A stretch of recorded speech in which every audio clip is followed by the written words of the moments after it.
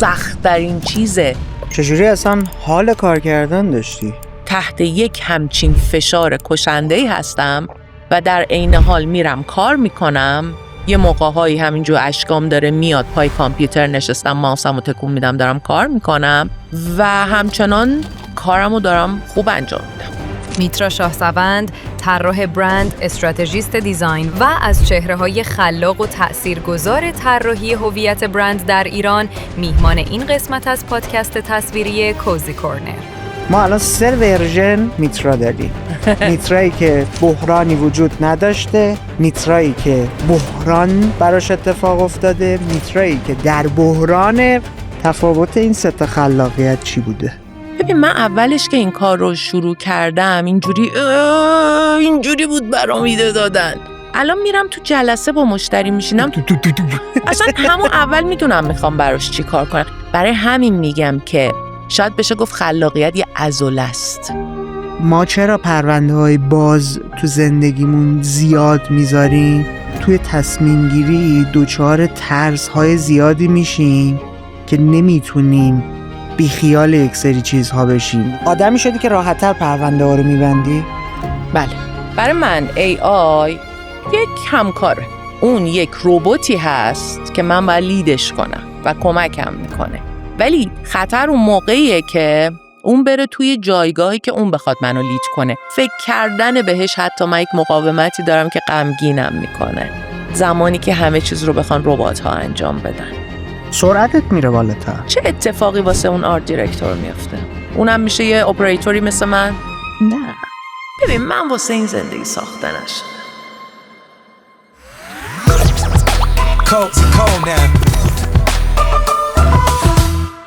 قبل اینکه بخوایم بریم سراغ گفتگو اصلی، بیایم یه ذره با هم دیگه گپ بزنیم ببینیم شرایطمون چجوریه. ما تازه داریم کنجکاوی‌های جدید خودمون رو شروع می‌کنیم.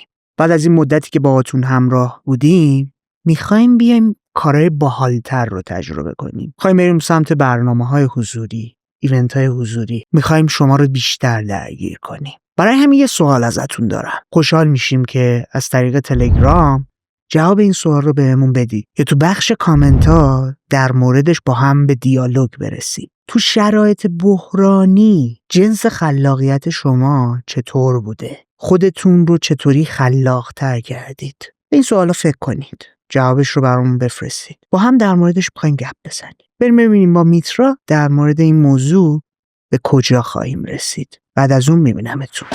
چطور میترا؟ خوبم، عالی. خیلی ممنون که دعوتم قبول کردی، به کوزی کورنر اومدی. خواهش میکنم. خیلی ممنون که دعوت کردی. خواهش میکنم. قربونت. موضوع اصلی بر من اینه که یه اتفاقی و چند سال بود که درگیرش بودی. مادر بیمار شدن، مسئولیتشون با شما شد. من و خواهرم بیشتر. ولی از اون طرف کارهای استودیوتون ادامه داشت. بله. بر من سوال این بود که یک آدمی که کار خلاقه داره انجام میده و زندگیش ریتمش به هم میخوره، دچار چالش میشه، وارد بحران میشه، چه اتفاقی برای خلاقیتش میفته؟ خلاقیت تو بحران اصلا چجوریه؟ چه مدلی کار میکردی وقتی حال و حوصله نداشتی؟ اگر اوکی بریم در مورد شرایط اون موقع صحبت کنیم که اصلا چیزی که داشتی تجربه میکردی چه مدلی بوده و چطوری کارت رو داشتی ادامه میدادی. چرا؟ چون من میتونم بگم که یکی از مهمترین پروژه های سالهای اخیرت دقیقاً زاده همین دوران بحران بوده. بله. تازه نه تنها بحران شخصی تو زندگی، ما درگیر بحران اجتماعی هم بودیم، کل دنیا هم درگیرش بوده، منظورم پندمیه. بله. والا مامان فکر میکنم درست همون سالی که کرونا اومد بیماریش هم شروع شد، ربطی هم به کرونا نداشت. خب ما از تو خونه داشتیم کار میکردیم و من از اون ور مامان رو داشتم هندل میکردم. مشکلی که داشتم این بود که دوچار یک وسواس خیلی عجیب غریبی هم شدم، به جهت اینکه فکر میکردم من با هر کی که حرف بزنم یه ویروسی رو از اون آدم میگیرم و به این زنی که انقدر رنجور و بیماره اون ویروس رو میدم. بنابراین کل ارتباطات من قطع شد. با کسی معاشرت نمی‌کردم. 2 سال و نیم دفتر ریموت بود. تیم تو همون 2 سال درست کردم. تقریبا تو اون سالا فکر کنم نزدیک 14 نفر ما بودیم که یه سری از آدمایی که اون موقع رو استخدامشون کردم و بعد کرونا همکاریمون تموم شد و من هرگز از نزدیک و روبرو ندیدم. کار سختی بود به جهت اینکه مادر من بیماریشون هر روز بدتر میشد. تروماهای وحشتناکی به من وارد میشد. تو موقعی که عاشق یک نفر هستی، من دیوانه فکر کنم همه عاشق مادرشون هستن. تو دیوانه‌وار عاشق یک آدمی هستی که باید شاهد رنج کشیدنش باشی. باید در لحظه یک تصمیماتی بگیری. باید یک سری قوانین برای خودت تعریف کنی. زندگی تو دوباره باید باز تعریف بکنی. و خب این اصلا شرایط آسونی نیستش. اصولاً اصلا ببینیم بحران چیه. خود بحران اینه که تو با یک شرایطی روبرو میشی ناگهان که اصلا براش آمادگی نداشتی. برنامه ریزی براش نداشتی. این اومده خودش رو تحمیل کرد تو زندگی تو. و همه برنامه ریزی‌ها و اون پلنی که برای آیندت داشتی رو به هم ریخته. به میگم بحران. حالا بحران ممکنه لحظه‌ای باشه، ممکنه تو در یه لحظه یهو تصادف کنی، در یه لحظه با یه پلنگ وحشی روبرو بشی، یا میتونه مزمن باشه، طولانی باشه. مثل اتفاقی که برای من افتاد که ذره ذره تو رو مصرف میکنه این بحران. کلمه انگلیسیش به نظرم درسته، کانسیوم میکنه تو رو. ازت استفاده میکنه و تو همینجوری کم و کمتر میشی. این که تو وسط یک همچین فاجعه‌ای قرار بگیری و هر روز یک فانکشنی از بدن مادرت ببینی از کار افتاده، یا یک قسمت از بدنش رو باید قطع کنی، یا کیس من اینجوری بود، مثلا وسط مسائلی که مادرم داشت از نظر سلامتی، یه جایی 2 سال پیش ما مجبور شدیم یکی از انگشتای پای مادرم رو قطع کنیم به خاطر اینکه سرطان ملانوما گرفته بود اون وسط، علاوه بر همه چیزای دیگه. شکنجه روحیه برای اون کسی که داره تماشا میکنه و اون کسی که میخواد هندل کنه و مدیریت کنه همه چیز رو. برای خود منم خیلی عجیب بود که چجوری وسط این جهنم من تونستم کار کنم و من تونستم پروژه بیافرینم. من نه، اصلا شما بگو هر کسی. الان با آدما حرف بزنین، آدمایی که تو بحران هستن خودشون میمونن. یه موقعی با آدمایی که شرایط مساوی با من داشتن صحبت میکنم، میگم چقدر ما پوست کلفتیم. ولی این یه چیزی ورای پوست کلفت بودن و قوی بودنه. این یه فانکشنیه در مغز ما کار گذاشته شده. چی؟ پوست کلفت بودن در شرایط بحرانی منظورته؟ نه، در شرایط بحرانی همچنان خلق کردن، همچنان مثبت بودن، همچنان خلاق بودن و همچنان زنده موندن. بقا قبل از خلاق بودن اصلا بقا رو باید بگیم.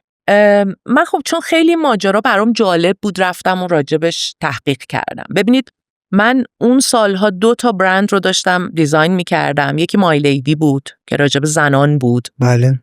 که من خیلی به مادرم فکر می‌کردم وقتی که داشتم روش کار می‌کردم. منم تنهایی روش کار نمی‌کردم که تیمی.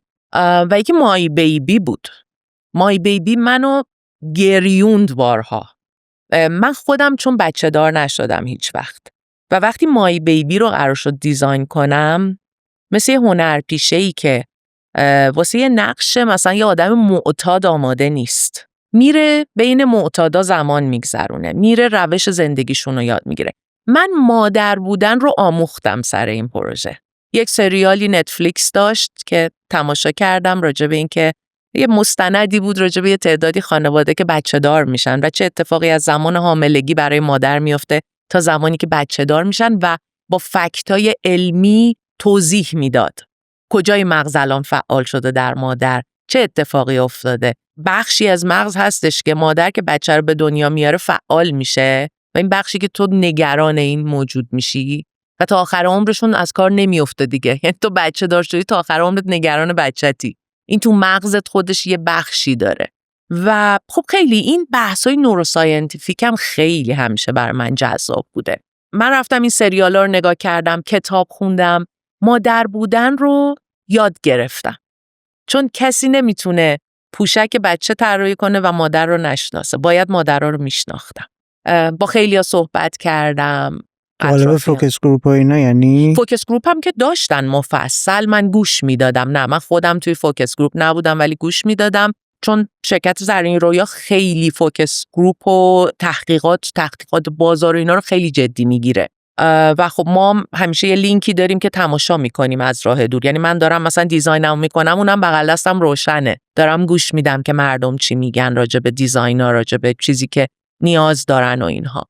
ولی خب من مادر بودن رو آموختم، ولی این منو دوباره فکر کنید من دارم راجع به مادری میفهمم، دارم میفهمم مادر من چه ها که برای من نکرده، چیزی که خیلی ازش اطلاع نداریم تا زمانی که یا خودمون مادر بشیم یا مثل من در معرض یه همچین داستانی قرار بگیریم.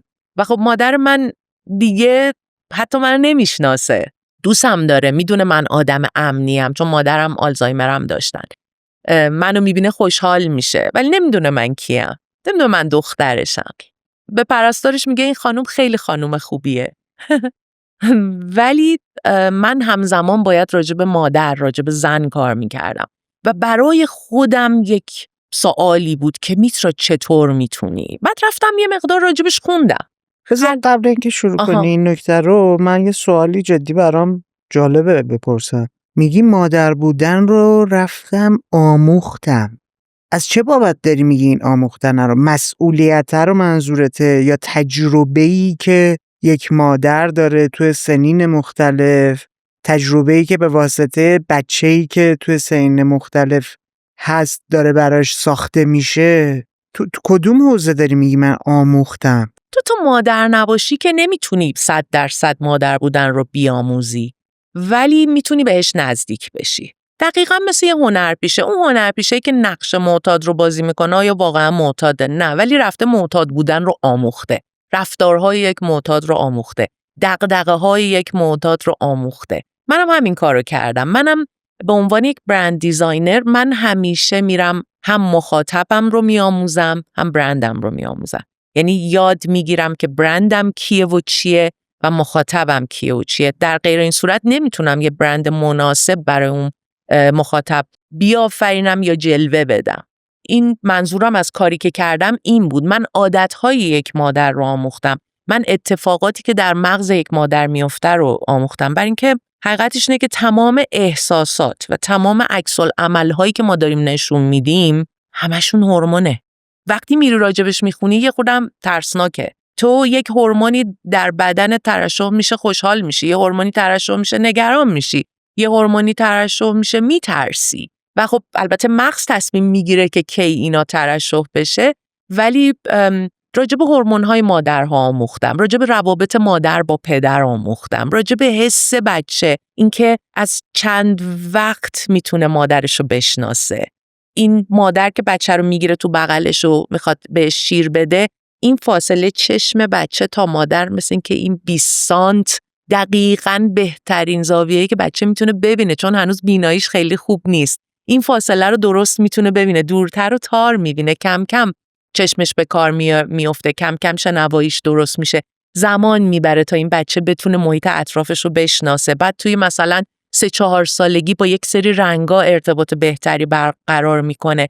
یه سری رنگا هستن که اونها رو بیشتر دوست میداره. پس من اگه میخوام یه چیزی درست کنم که بچه 3-4 ساله دوستش داشته باشه، از اون رنگا استفاده میکنم. اینا چیز اطلاعاتیه که تو برندینگ ما باید داشته باشیم و باید راجبش مطالعه کنیم. اینه یه هنرپیشه، بعد خودمون رو به قول خارجی‌ها میگن تو کفش اون یکی قرار بدیم، تو موقعیت یکی دیگه باید خودمون رو دقیقاً احساس کنیم و عین یک هنرپیشه بازیش کنیم. متوجه شدم. ما در مورد این داشتیم گپ می‌زدیم که تو اون دوران 2 بحران رو داشتی تجربه می‌کردی.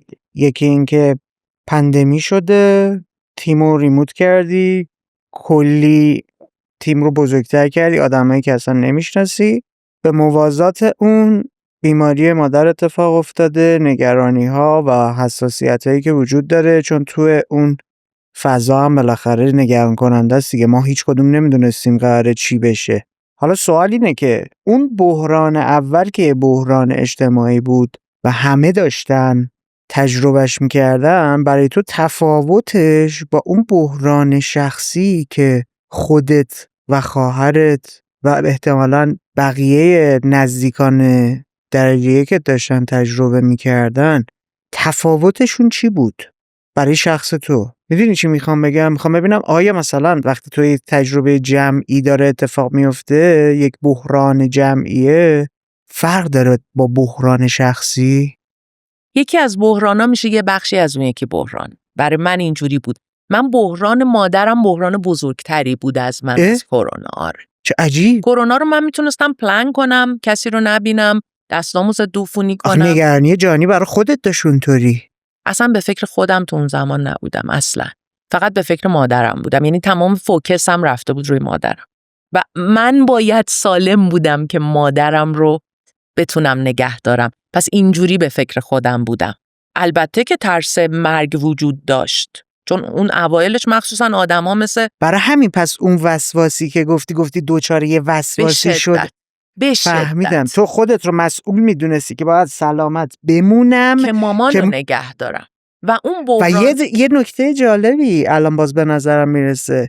تو صحبتت یه اشاره ریزی هم داشتی که مادر بودن رو داشتم یاد میگرفتم. آره. برای همین پیووی عوض شده بود و نگاهی که داشتم خودم جای مادرم تصور میکردم. حالا من نمیدونم، دارم بلند فکر میکنم. ممکنه حتی فکر میکردی با خودت الان اگر من جای مامانم بودم توقعم از آدما چی بود؟ 100%. ببین من به خاطر شغلم یاد گرفتم خودمو بذارم جای آدما.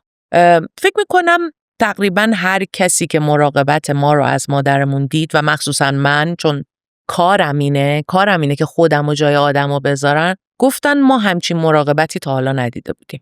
من خودمو جای مامان میذاشتم و از طرف اون تصمیم میگرفتم. اوایلش سخت بود ولی بعدن یاد گرفتم که برای خودم قانون تعریف کنم. من یه مادر من بالای 90 سالش بود. اوکی؟ میدونستم که مدت زمان زیادی ممکنه پیش رو نداشته باشه.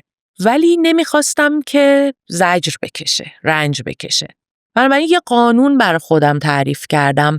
هر چی زندگی مامانو آسون تر کنه اوکیه، هر چی بهش سختی بده اوکی نیست. این کجا اومد خودشو نشون داد؟ مثلا توی دوره ما مجبور بودیم مامانو گاواش کنیم و یه لوله از توی بینیش میرفت توی معده‌اش که غذا بهش برسونیم. مامانم اصلاً اینو دوست نداشت، دائم میخواست بکندش. من اومدم گفتم اینو بکنین، گفتن ممکنه آسپیره کنه و بپره توی ریش و خفه بشه. گفتم اشکال نداره، دوستش نداره. اینجوری تصمیم گیری میکردم. گفتم پوره های سفت براش درست میکردن، ریز ریز تو دهنش میذاشتن، آروم آروم خورد و خوردن رو دوباره یاد گرفت. یا اگر بیمارستان میرفتیم من یه چیزی مینوشتم بهشون میدادم، میگفتم تحت هیچ شرایطی اجازه احیا نداریم. برای اینکه مادر من که خیلی عمر نخواهد کرد بعدش، قفسه سینه شکسته، اون درد و رنجی که میخواد بکشه رو من به خاطر خودم که دوست دارم که 2 روز بیشتر زنده بمونه بهش نمیدم. قانونام اینجوری بود. اولویت بندی میکردم. موفق شدم با گذاشتن این قانون اولویت بندی کنم. مثلا مامان رو تون بیمارستان نمی بردیم. در طول کل این مدت من 2 بار مادرم بیمارستان بردم. بقیهش اصلا اتاق ICU رو آورده بودیم توی خونه. تمام دستگاه ها رو آورده بودم توی خونه. پزشک هر روز می اومد میدیدش. پرستار بود و من اون چه که در می آوردم رو هزینه این کار می کردم. خیلی هزینه کردم براش ولی دوست داشتم که راحت باشه و اون 1 ماه آخرم که مامان داشت میرفت و دیگه خیلی ماه سختی بود، من باز بیمارستان نبردم. نکته خیلی جالبی رو داری میگی. الان خاطر نیست چه کتابی بود ولی یه کتابی رو سالها پیش خونده بودم دقیقاً در مورد این صحبت میکرد که تو باید یک اصولی رو برای خودت بذاری، یک خطوط قرمزی رو برای خودت و حتی نزدیکانت تعریف کنی که زنده نگه داشتن و زنده موندن به چه قیمتی. این مدلی بگم اگر لازم باشه تو عزیزترین آدم‌های زندگیت رو زنده نگه داری ولی داراییت رو به قول معروف نقد کنی و مقروض کنی خودت رو و کیفیت زندگیت رو بیاری به شدت پایین، آیا حاضری این کار رو انجام بدی؟ آیا اگر عزیزت رو تو باید تصمیم بگیری که یک پروسیجر، یک فرآیند درمانی رو طی کنه، به واسطه اون 6 ماه زندگی کنه، 1 سال بیشتر عمر کنه، اما هوشیار نباشه حاضری انجام بدی یا نه؟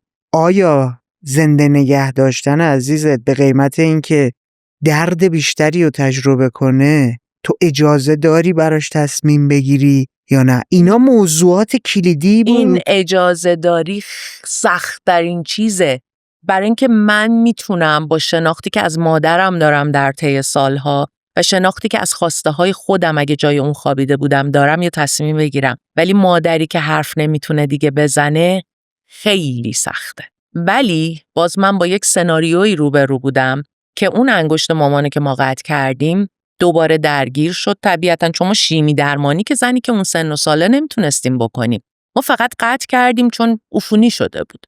مرحله بعدی باید من مامانو از مچ پاشو قطع میکردم، مرحله بعدی از زانو، ران. من نمیخواستم مامانم رو تیکه تیکه کنم. مامان منو که اصلا انگشتشم قطع کردیم توی اتاق جراحی بیمارستان، بیهوشش نکردن، گفتن کسی که تو این سن و ساله، مامان من بالای 95 سال داشت، کسی که تو این سنه ما نمیتونیم بیهوش کنیم، بعد با بی‌حسی عمل کنیم. التماس کردم بذارین بیان بغل دستش، فقط دستشو پس بگیرم چون اون کسی رو که نمیشناسه استراب میگیره. گفتن نمیشه طبیعتاً. موقعی که از اتاق جراحی اومد بیرون بردنش ICU. من میدونستم مامان من ICU دوست نداره و تو ICU افسرده میشه. ببین وقتی مامان تو بیمارستان بود دیگه کنترل از دست من خارج بود و من نمیدونید چه کار کردم، چند تا آشنا پیدا کردم، چقدر التماس کردم، چقدر نوشتم، امضا کردم که در عرض 2-3 ساعت از ICU بیارنش بیرون، چون دفعه قبل که یکی 2 روز ICU بود اصلا تکلمش همونجا از دست رفت از شدت اضطراب. من میدونستم که خیلی اذیت میشه اونجا. از ICU که آوردمش بیرون فقط یه نگاهی کرد به من، گفت یه ذره یه حرفای کلماتی رو میگفت، گفت خیر ببینی. بعد یهو یه جمله ساخت، گفت آخه میدونی من جراحی کردم. یعنی حواسش بود که داره جراحی میشه. مامان من دیگه بچه من بود راست رو بخوای. چه عجیب، پس اون 2 تا پروژه کنار هم قرار گرفت. اصلا خیلی عجیب. چرا من نباید روی برند لبنیات کار میکردم؟ چرا من نباید روی برند مثلا ماشین کار میکردم؟ خیلی ربط داشته به زندگیم و به خاطر همین انقدر قابل باور شده، برای اینکه از ته جونم اومده. قصه‌ای که برای اون برند گفتم از جونم گفتم. میدونی چی میگم؟ و همین باعث شده که برندهای من باورپذیر باشن، چون با تمام دل و جونم روشون کار کردم. اصلا فکر اینو نکردم که الان قرارداد این برند مثلا 9 ماه قرار بود تموم بشه، الان 3 سال طول کشیده. با عشق کار کردم برای همشون. خب توی این شرایط چجوری اصلا حال کار کردن داشتی؟ این واسه خودم هم سوال بود. رفتم راجبش خوندم. ببین من نوروساینتیست که نیستم، اصلا جرأتم ندارم حرفی بزنم. این چیزایی که بهت میگم و رفتم واسه خودم تحقیق کردم، خوندم. ممکنه درست باشه، ممکنه غلط باشه، چون من یه دیزاینرم دیگه. پس همین اینا رو به صورت یه قصه گوش بده، چون قصه جذابیه. رفتم ببینم تو مغز من واقعا چه اتفاقی داره میفته وقتی که تحت یک همچین فشار کشنده‌ای هستم و در عین حال میرم کار میکنم. یه موقع‌هایی همینجور اشکام داره میاد، پای کامپیوتر نشستم، ماوسمو تکون میدم، دارم کار میکنم و همچنان کارمو دارم خوب انجام میدم. اصلا خودم مونده بودم. برای همین رفتم تحقیق کردم. 3 تا شبکه اصلی مغز داری. یکیش شبکه DMN که دیفالت مود نتورکه. ببین شبکه دیفالتت، اول اینو بهت بگم، این اتوپایلوت است. این اونیه که دائم داره ور جادو باهات حرف میزنه. زمزمه دائمی که تو مغزته که همیشه داره باهات حرف میزنه. اون همون DMNه. اسمشو بذاریم قصه گو که راحت تر بتونی بگی. همه کار رو میخوای بس کنی به آره. قصه و مدل خودت خوبه. شبکه قصه گوه. عاشق اینه که باهات حرف بزنه. عاشق اینه که تصویرای عجیب و غریب برات درست کنه. عاشق اینه که فیل هوا کنه. این همون شبکه‌ایه که شب که تو خواب عمیق هستی برات رویا نمایش میده. یهو میبینی خیال پردازی و اینا مسئولیتش با اینه. خلاقیت، خیال پردازی.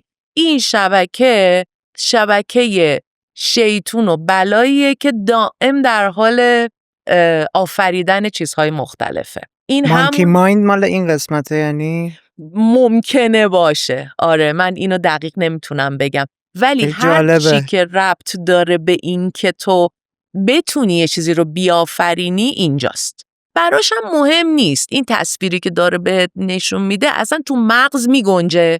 اصلا تو شب خواب میبینی سوار یه فیل پرنده هستی که داری مثلا از توی تونل نور عبور میکنی میرسه به یه دشت شقایق.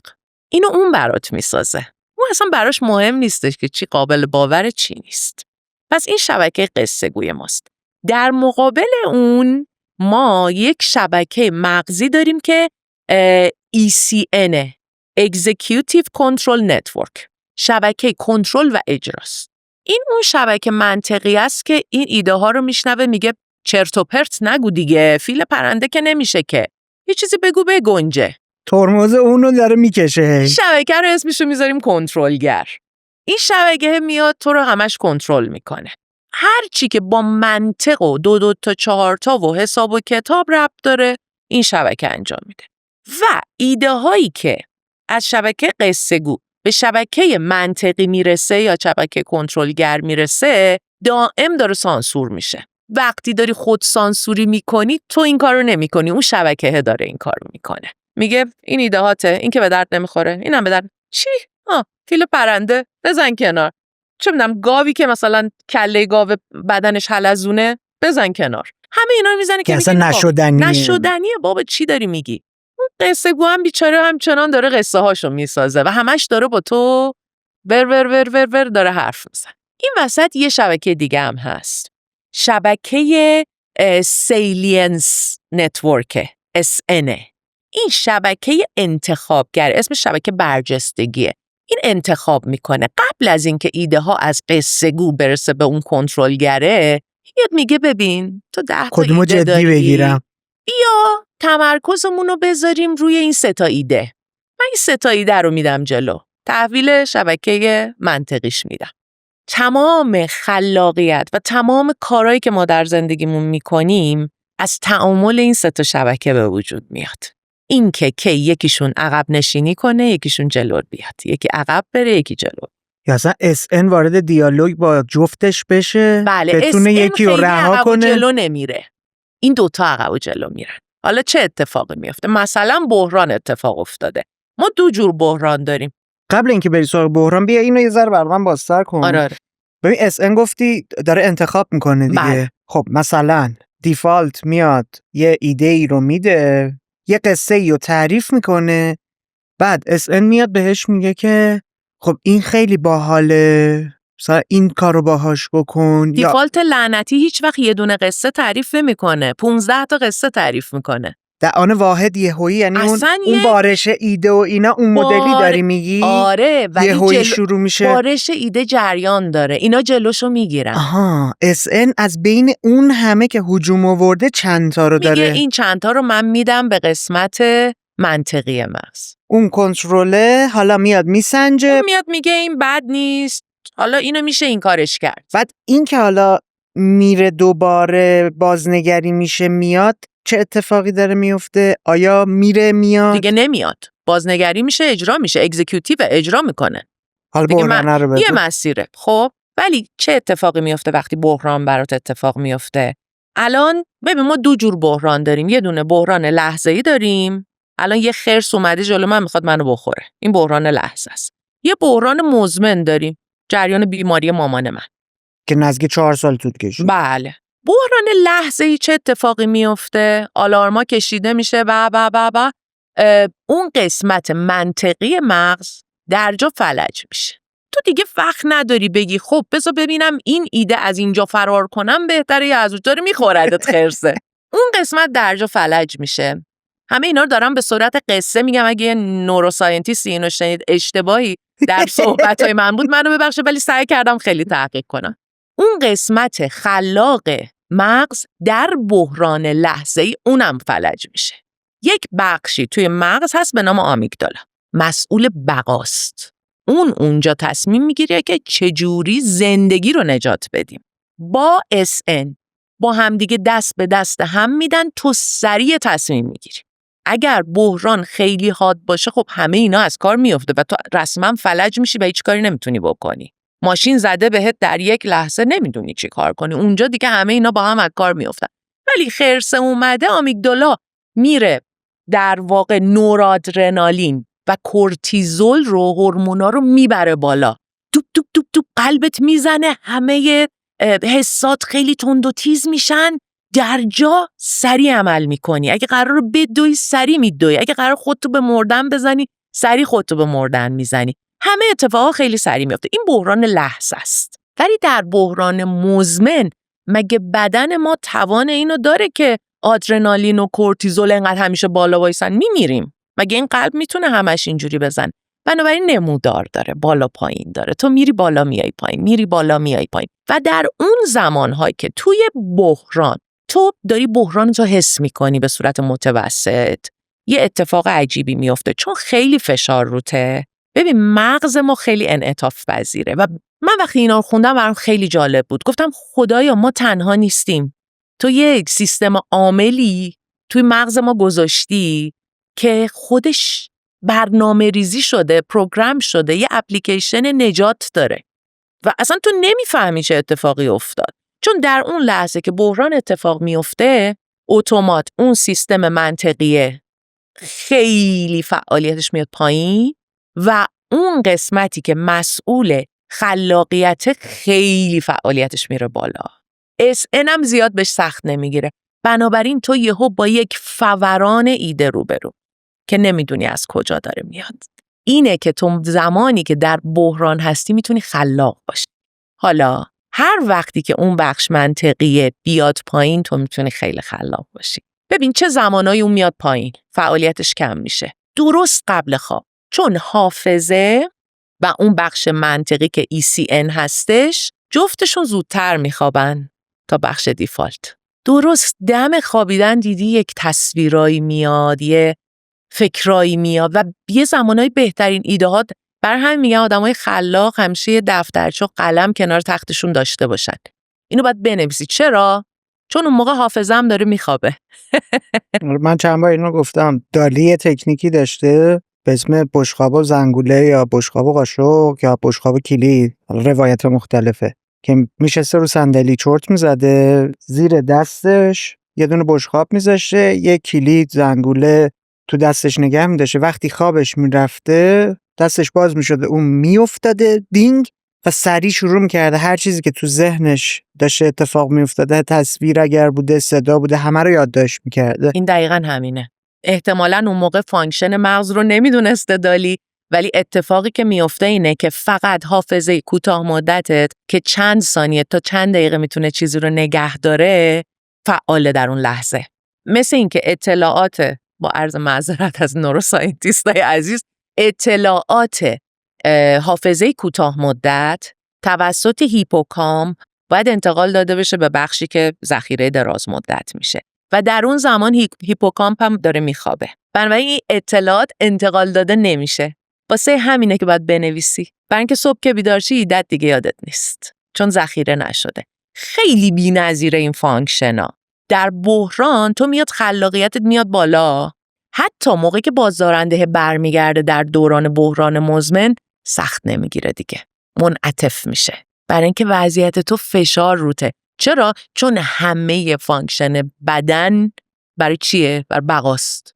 اینا تهش میخوان تو بقا داشته باشی، میخوان زنده بمونی، نمیخوان فشار انقدر بهت وارد کنن که از بین بری. مغز کلاً بازدارندگیش خیلی ضعیف میشه در دوران بحران، به جهت اینکه میخواد رعایت تو رو بکنه. حالا سوال بر من ایجاد میشه، آیا آدم آگاهانه میتونه اون بخش منطقی رو بیاره پایین؟ چون داریم صحبت میکنیم میبینیم که تو دوران بحران منطقه میاد پایین، ایده ها شروع میکنه فوران کردن دیگه. آره. آیا آگاهانه میشه این کار رو انجام داد که بله. اینو کنترل کنیم خودمون که ایده های بیشتری داشته باشیم؟ بله میشه. واقعا میشه؟ آره. چجوری؟ خیلی روش‌های مختلف داره، ولی مهمترین چیزی که من پیدا کردم مدیتیشن هستش. دو نوع مدیتیشن داریم. یه نوع مدیتیشن رهاسازی داریم، رهایی داریم. یه مدیتیشن مایندفولنس داریم. مدیتیشن رهاسازی گفتی؟ بله بله. این همون TMه که دیوید لینچ داره میگه توی کتاب صید ماهی بزرگ؟ نه. این چیه دقیقا؟ این ریلیز مدیتیشن رهایی. چه اتفاقی میفته؟ شاید انجام داده باشی، یا میتونی بشینی یا میتونی بخوابی، تمام بدنت رو رها میکنی دونه دونه. مثلا اگه استادی داشته باشی میگه که حالا انگشتای پاتو رها کن، خودتو سنگین حس کن روی زمین، حالا ساق پاتو، حالا شونه هاتو، حالا سرتو، دونه دونه از نظر فیزیکی عضله ها رو رها میکنی و بعد ذهن رو رها میکنی. ذهن رو که رها میکنی، اون دیفالت موده شروع میکنه برات تصویر سازی کردن و تو ECN که بخش منطقیه رو فعالیتشو به حداقل میرسونی. هیچ قضاوتی وجود نداره. قضاوت مال اون بخش منطقی مغزه. قضاوت نمی کنی، تصاویر یا حرفها یا فکرهایی که تو مغزت میاد رو نظاره میکنی، میذاری از جلوت رد شن. و این خیلی تمرین خوبیه که یاد بگیری چجوری اون بخش منطقی مغزت رو کنترل کنی و نذاری که بیاد. یعنی با تمرین میشه این کار رو درست کرد. فقط با مدیتیشن این تجربه رو میتونی برای خودت به وجود بیاری؟ نه، خیلی چیزای دیگه هم هستش. مثلا شما وقتی که تو اتاق فکر هستین، طوفان فکری برگزار میشه، دیدی اون کسی که اونجا هستش میگه که ایده هاتون رو راحت بدین و هیچ کس رو قضاوت نکنه. اون یه تمرینیه برای همین که تو نخوای ایده ها رو. خود من حالا میگم مثلا تو این جلسه مدلی اول شروع میکنم یه سری از این بازی هایی که ذهنو شروع میکنه. میخواستم بگم بعدش بازیایی که مثلا میتونه ذهن خلاق رو شکوفا بکنه. اصلا جادوه. آره. ولی برعکس این مدیتیشن مایندفولنسه. مدیتیشن مایندفولنس اونیه که شما سعی میکنی به هیچی فکر نکنی، تمرکزتو بذاری رو تنفست و هیچی فکر نکنی. اونجا تو اون بخش قصه گو رو خفه میکنی و بخش منطقی میاد کنترل همه چیزو میگیره دستش، میگه آخیش سکوت شد، یه دقیقه حرف نزن ببینم چی کار دارم میکنم. این دو مدل مدیتیشن میتونه هر دوش کمک کنه که تو قلق این دوتا بخش بیاد دستت. از این ابزار داری شخصی استفاده میکنی؟ بله. تا حالا تجربه داشتی که گروهی چند نفره این کار رو انجام بدی؟ مثلا با بچهای تیم با همه اول مدیتیت کنی و نه. بعد فکر کنم مثلا تمرین مثلا مدیتیشن رهاسازی انجام بدی، بعد یهویی بری توی. بر بعضی ممکنه خنده‌دار بیاد یا مثلا نمیدونم، من از ترس قضاوت یا شاید یه ترسی بوده که این کار نکنم، ولی خیلی فکر خوبیه، بهش فکر نکردم، نه خودم این کارو میکنم. و خب خیلی قلقای دیگر هم هستش دیگه، مثلا اینکه بتونی فاصله خواب و بیداری تو کنترل کنی. ببین همون کاری که گفتی دالی میکرد. بله. یه زنگوله داشت تا خوابش میبرد اون میافتاد مینوشت، یعنی اون داره کنترل میکنه این ماجرا رو. تو خودت فکر میکنی فرآیند خلاقه توی ناخودآگاهت داره اتفاق میفته؟ بله. یا توی خودآگاهت؟ ناخودآگاهه. ولی اون مثلا چه میدونم مادری رو آموختن، اون بخش منطقیشه دیگه آموختنش. آها. فهمیدی؟ اون ایده‌ای که میاد که ببین من واسه اونطوری هی داری اینا ببین اصلا گفتم فرآیند خلاقیت کار کردن این بخشای مختلف مغز با همه. ببین من دارم داستان برند مینویسم، داستان برند من ایموشنال، گریه همه رو در میاره، نمیدونم دوست داشتنی، صحنه‌های زیبا داره، ولی تهش باید ربط به استراتژی برند داشته باشه. اونجاست که اون بخش منطقی میاد میگه میترا جان داستانت خیلی قشنگ بود ولی این چه ربطی به استراتژی داشت؟ کمک میکنه، نه اینکه همیشه بازدارنده باشه، وقتی که لازمه میاد جلو. اون وقت اگه بتونی یه جوری تنظیم بکنی که اینا جلو و عقب رفتنشو، خیلی کار سختیه، منم 100% که نمیتونم. یه چیزی بگم، خودشناسی به خلاقیت کمک میکنه و خلاقیت به خودشناسی. لوپ میبینیش؟ لوپه، کاملا لوپه. تو هر چی خلق میکنی خودتو از طریق اونا بهتر میشناسی و هر چی خودتو بهتر بشناسی بهتر میتونی خلق کنی. تا حالا پیش اومده یه ایده ای داده باشی خودت شگفت زده بشی که این از کجای من مثلا؟ 100% همیشه. اصلا همه ایده ها. ببین ما یه لحظه‌ای داریم به نام لحظه سرندیپیتی. میشناسیش؟ اون لحظه‌ایه که از ناکجا، از هیچ جای ایده نازل میشه. ما راجع به قضیه علمی خلاقیت گفتیم، ما یک نگاه دیگر هم داریم که میگه خلاقیت رو از طریق شهود میشه به دست آورد. افرادی که به این نظریه اعتقاد دارن، باور دارن که ما خلاقیت رو دریافت میکنیم. من خودم کار خاصی نکردم. معمولاً هم آدم‌های مغروری نیستن، چون میگن من فقط یک کانالی هستم که این خلاقیت به من نازل شده و من انتقالش دادم. الیزابت گیلبرت یه تتاکی داره. حالا آدم‌ها به اسم لیز گیلبرت هم میشناسنش. بله. نویسنده‌ایه که ایت پری لاو رو نوشته بود. جادوی بزرگ رو نوشته بود. آدم جالبیه. تو اون تتاک داره در مورد یک چیزی که از یک شاعر خیلی سمبالای امریکایی یاد گرفته صحبت میکنه به اسم روح ایده. میگه روح ایده در فضا جاریه، داره میچرخه، تو رو انتخاب میکنه، میاد سمتت. تو اگر دقیقاً بگیریش، نگهش داری، باهاش میتونی ایده رو تبدیل به خروجی کنی، تبدیل به کتاب کنی، شعر کنی، ترانه کنی، موسیقی کنی، هرچی. اگر جدیش نگیری، چون میگه هی میاد رد میشه دوباره برمیگرده، مثل یه پرنده‌ای که دور تو میچرخه، مثل یه عقابی که میخواد شکارت کنه هی داره بالا سرت میچرخه. آره. اگر جدیش نگیری میاد تو وجودت و رد میشه میره سراغ یکی دیگه. بعد منطقه جالبه، قصه داره تعریف میکنه دیگه. میگه علت این که در یک زمان واحد آدمهای مختلف روی یک موضوع شروع میکنن کار کردن دقیقاً همینه، چون اون روحه اومده. خیلی جالبه دیگه. خیلی جالبه قصه. حالا مفصل‌تر خودش هم شروع میکنه یه خاطره‌ای تعریف کردن که یک رومانیو داشته کار میکرده، قشنگ پلاتش رو در آورده بوده، ولی وارد یک سری داستان‌ها میشه، درگیر میشه، ذهنش شروع میکنه از اون موضوع دور شدن.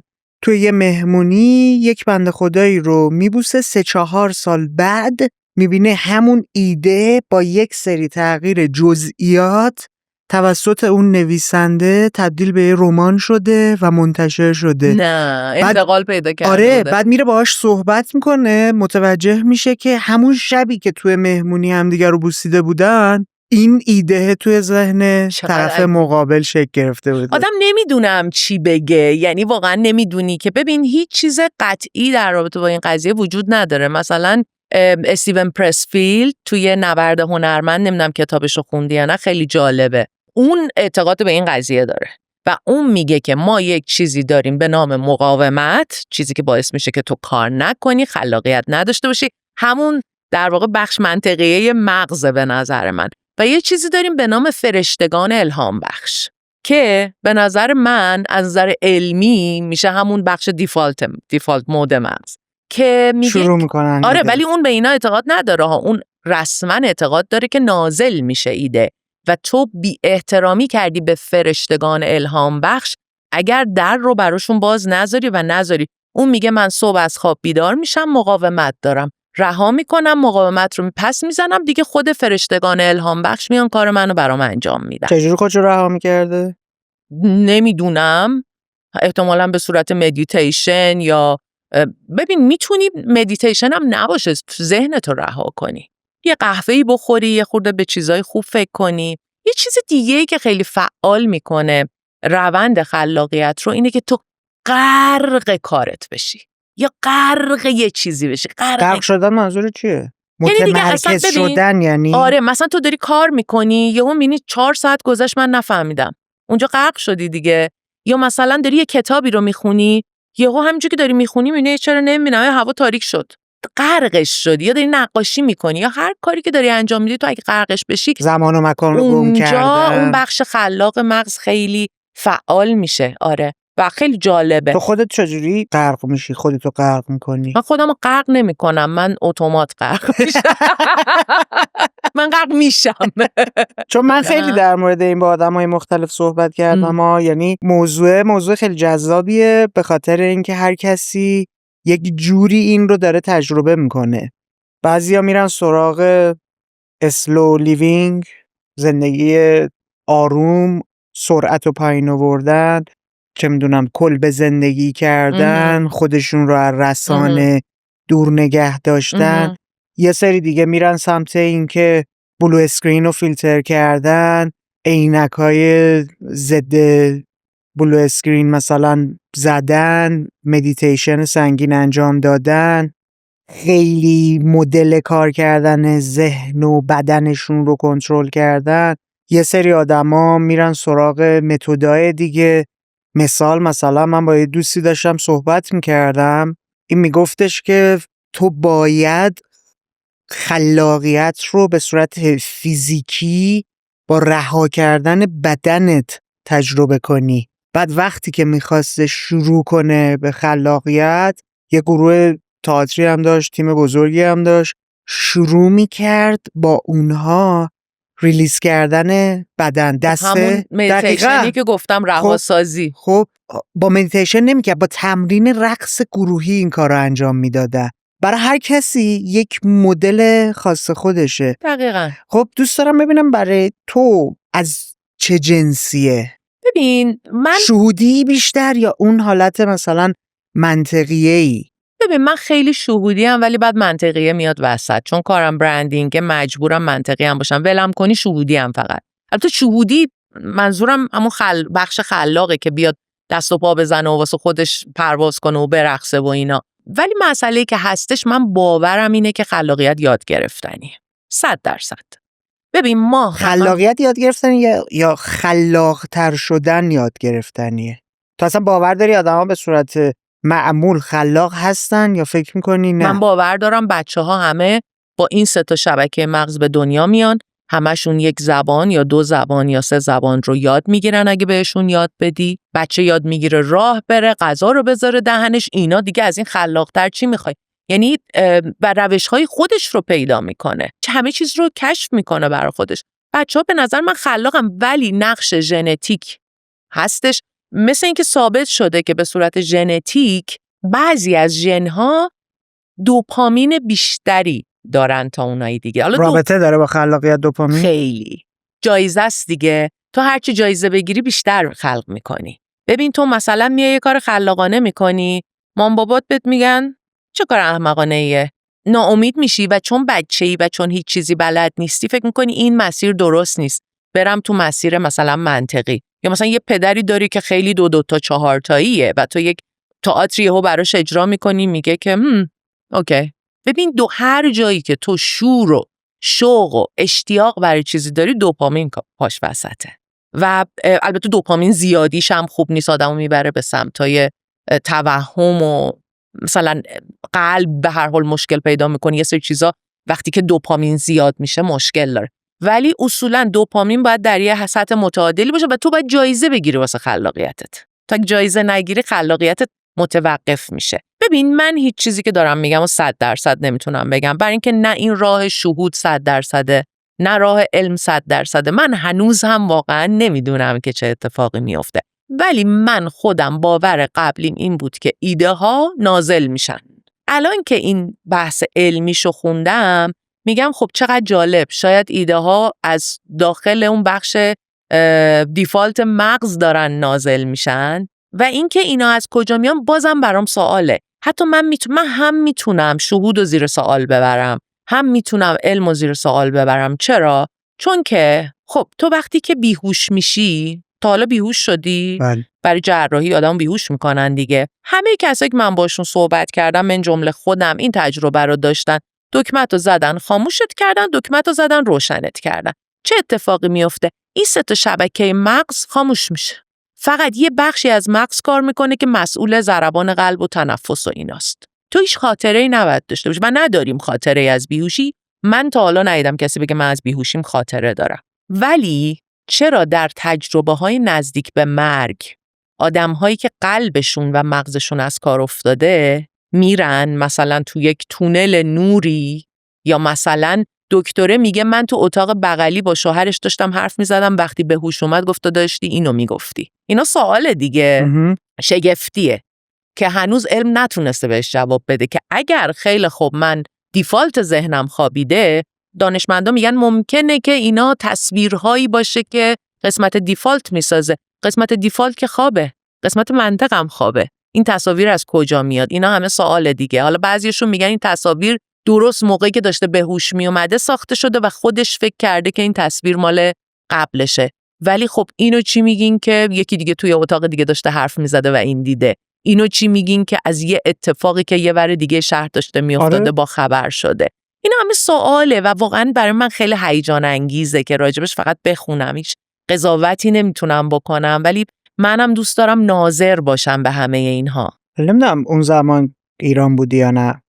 اواسط دهه 80 یک برنامه‌ای رو شبکه 4 اگه اشتباه نکنم دوبله کرده بودن، پخش میکردن. کسایی که تجربه اندی داشتن میومدن روایت خودشون رو کامل شرح میدادن. بعدم ویدیوهاشو دیدم. سالها بعد فکر کنم مثلا 2-3 سال قبل از پندمی بود، اواخر دهه 90 بود، نسخه ایرانیش هم ساخته شده بود که آدم‌هایی که تجربه مرگ داشتن این بار میومدن قصهشون رو تعریف میکردن و خیلی حالت اسپریچوالی و خیلی حالت مثلا مذهبی پیدا کرده بود با اون روایته که کاملا یک روایتی بودش که به قول معروف ماورایی داشت باهاش برخورد میکرد، متفاوت بود.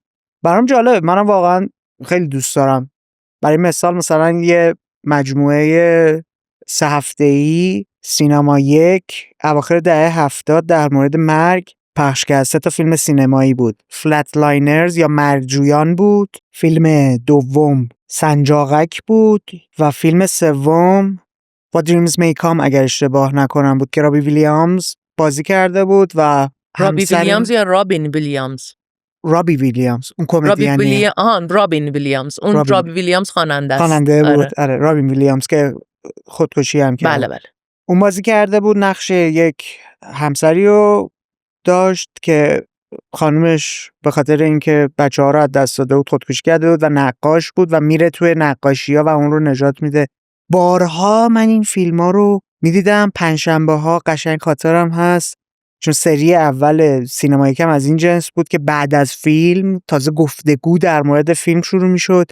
با اینکه کم سن و سال بودم تا ساعت 3 صبح خودم رو بیدار نگه می‌داشتم، چون مثلا موضوع برای من موضوع جذاب دیگه. آره، تو ذهنت رو به بازی، به چالش میکشه، سوالات جدید برات به وجود میاره. دقیقاً. من فکر کنم همون بخشی که داری میگی که بخش دیفالت نمیدونی خوراک رو از کجا تامین میکنه، همین چیزهای کوچیک، داده های ریز ریزی که تو طول مسیر بله علمم همینو میگه تو از بچگی دائم مغزت در حال جمع‌آوری اطلاعاته بدون اینکه تو بدونی. یه ویدیو میبینی، یه کارتون میبینی، یه فیلم میبینی، یه تجربه‌ای داری، یه گپی میزنی، ولی این گپه ممکنه من یادم بره ولی مغزم یه تصویر جالبشو واسه خودش نگه میداره. بعد اون بخش خلاقینا رو همه رو میکس میکنه، به تحویل میده.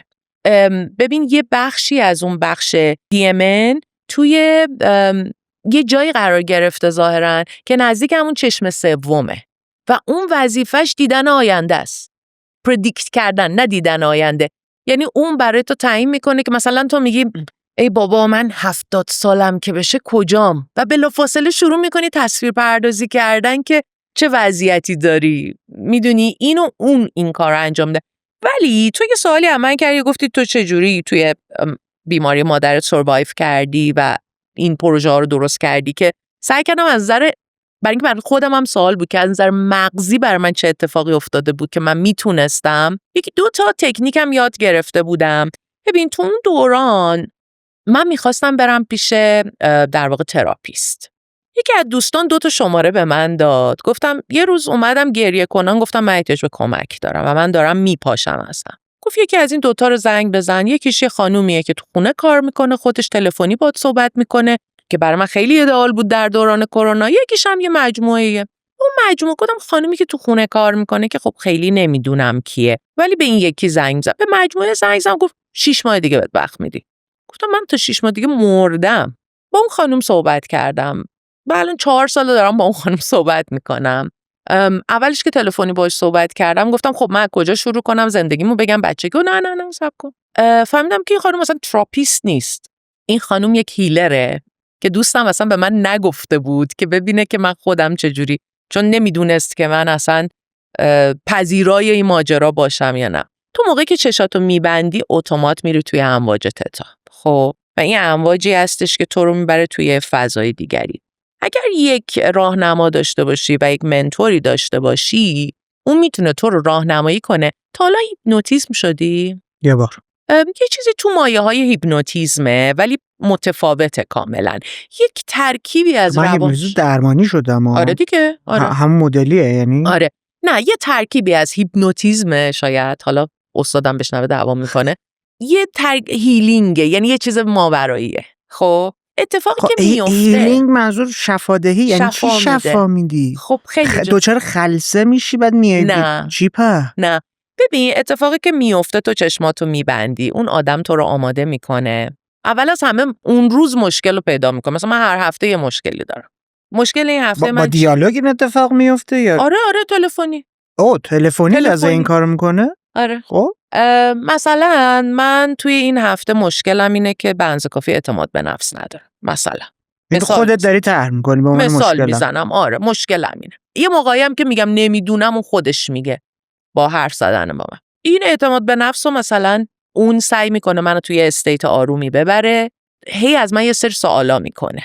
منو میفرسته عقب تو زندگی. اولین باری که احساس کردم که اعتماد به نفس ندارم کی بوده؟ اون مدلی که باهات کار میکنه که خیلی الان پیچیده است و نمیتونم اینجا جاش نیست که بگم، تو رو خیلی اون بخش مغزت که میتونه رها آزاد باشه رو رها میکنه و تو بدون خجالت از این که بخوای مثلا یه چیز عجیب و غریب ببینی میری عقب. من 16 سالم که بود مثلا خواهرم با من این رفتار رو کرد و من از اون به بعد احساس کردم که من یعنی این بخش دیفالتت رو آزاد میکنه؟ من فکر میکنم آره، اون بخشی که جلوگیری داره میکنه رو جلوشو میگیره که بگه این کار احمقانه است. خب ولی اینا تو مرکز حافظه هستن دیگه. من فکر میکنم یه کمک فضای امن برات ایجاد میکنه؟ آره خیلی فضای امن و خیلی فضایی که اصلا خودت میری برمیگردی تو خاطراتت و بعد پیدا میکنی که اونجا چه اتفاقی افتاده که تو اینجوری شدی. بعد ازت سوال میکنه، میگه خیلی خب تو اینجا احساس کردی که به اندازه کافی آدم مهمی نیستی. این برای تو چه فایده‌ای داشته؟ و تو اولین برخوردت اینه که فایده کوفت داشته. چه فایده‌ای داشته؟ پدر منو در آورده این قضیه. ولی نباید بگردی فکر کنی چه فایده‌ای داشته.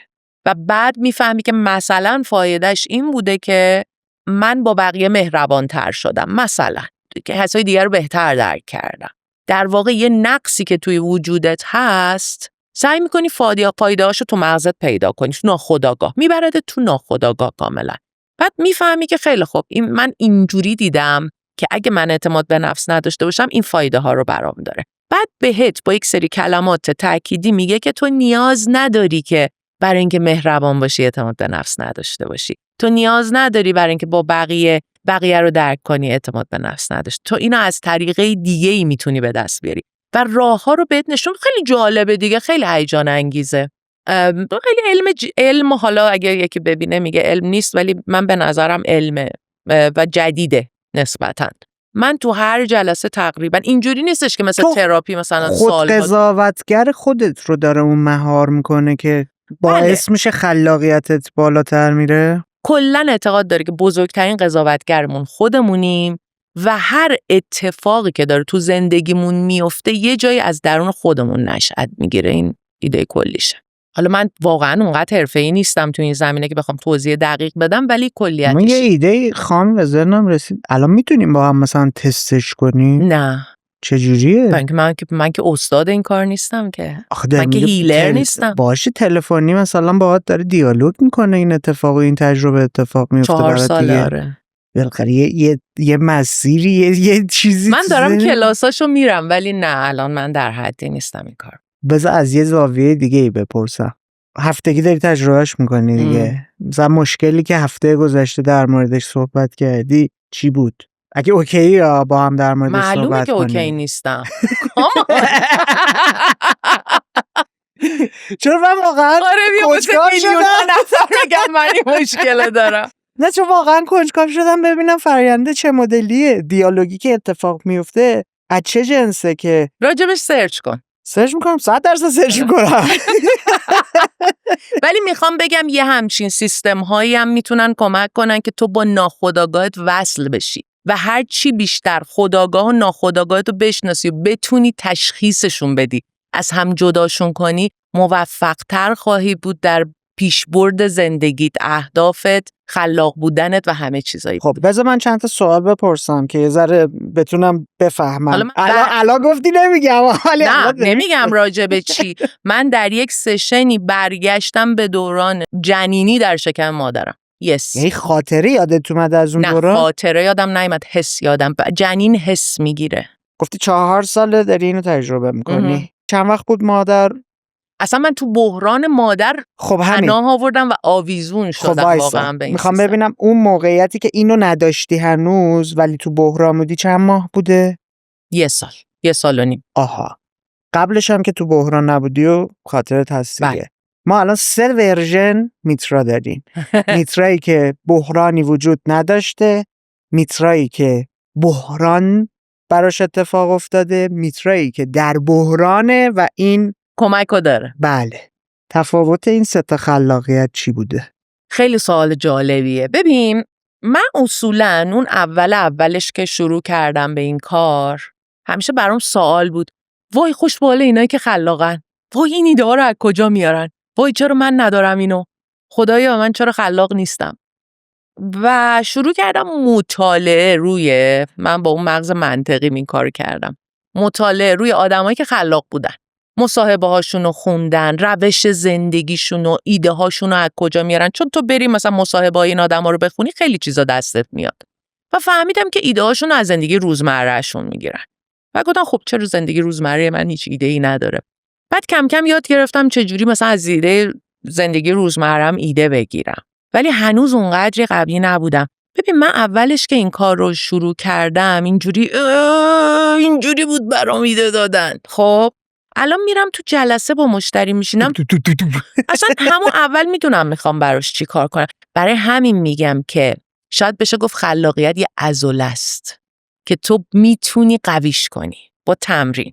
خلاقیت با تمرین قوی تر میشه، به وجود نمیاد، قوی میشه. با قوی تر شدنش چه اتفاقی برات میفته؟ آدمی که انقدر منقبض بوده که ایده براش اتفاق نمیافتاده به جایی میرسه که در آن واحد در مورد یک موضوع 10 ایده تو ذهنش هست. خیلی عجیبه، نمیدونم، خود ایده ها میان، خودشون میان.